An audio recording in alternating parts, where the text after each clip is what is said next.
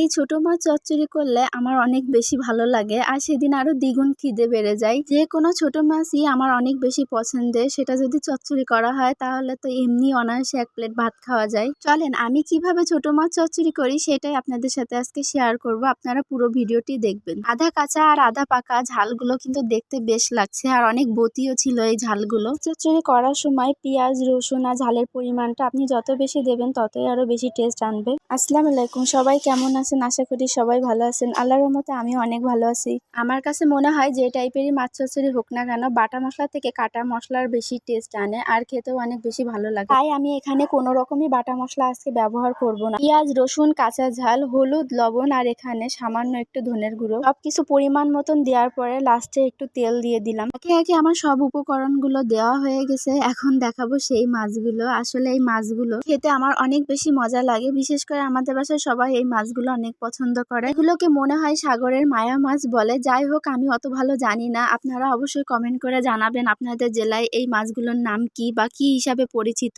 আগের মতন আবারও ভ্যাপসা গরম পড়া শুরু করে দিয়েছে আর এই ভ্যাপসা গরমে ঝাল কাটার কারণে আমার প্রচুর হাত যন্ত্রণা করছিল আর এই জন্য আমি এখানে লাঠি দিয়ে মাখাচ্ছি, লাঠির নাকড়ি দিয়ে মাখাচ্ছিলাম। আর হাত দিয়ে মাখালে সব থেকে বেশি ভালো হয়, তো কি আর করার, আমি তো হাত দিয়ে মাখাতে পারছিলাম না। যাই হোক, অনেকে হয়তো মাছগুলো আর আলুগুলো মানে যা যা উপকরণ এর ভিতরে দেবেন সবকিছু একবারে হাতে মাখায় তারপরে বসায় দেন, কিন্তু আমি আলুগুলো আগে একটু কষায় নেব, মাছটা পরে দেব। এই সাগরের এই মায়া মাছগুলো অনেক বেশি নরম আর অল্প একটু জালে এইগুলো বেশি সিদ্ধ হয়ে যায়, তাই আমি আলুগুলো কষায় নিয়ে পরে লাস্টে অল্প একটু পানি দিয়ে মাছগুলো বসায় দেব। তাছাড়া এক একজনের খাবারের স্টাইলে সবসময় এক এক রকম থাকে, আমার কাছে মনে হয় আলুগুলো কষায় নিলে সব থেকে বেশি ভালো লাগে। তো এখানে মাছগুলো আমি হলুদ আর লবণ দিয়ে একটু মাখাই নিলাম। মাছগুলো সবার লাস্টে দেব, তাই এর ভিতরে হলুদ লবণ না মেশালে ভালোভাবে লবণটা মাছের ভেতরে যাবে না। এই ছোট মাছে অতিরিক্ত কাঁটা থাকার কারণে অনেকেই এই ছোট মাছ পছন্দ করেন না। আমরা কম বেশি সবাই জানি এই ছোট মাছগুলো চোখের জ্যোতিকে অনেক বেশি ভালো রাখে। যাই হোক, এই ছোট মাছগুলো ছোটবেলা থেকেই আমার কাছে অনেক বেশি মজার ছিল, এখনো তাই আছে। যাই হোক, গল্প করতে করতে ওইদিকে আলুগুলো একদম ভালোভাবে কষানো হয়ে গেল।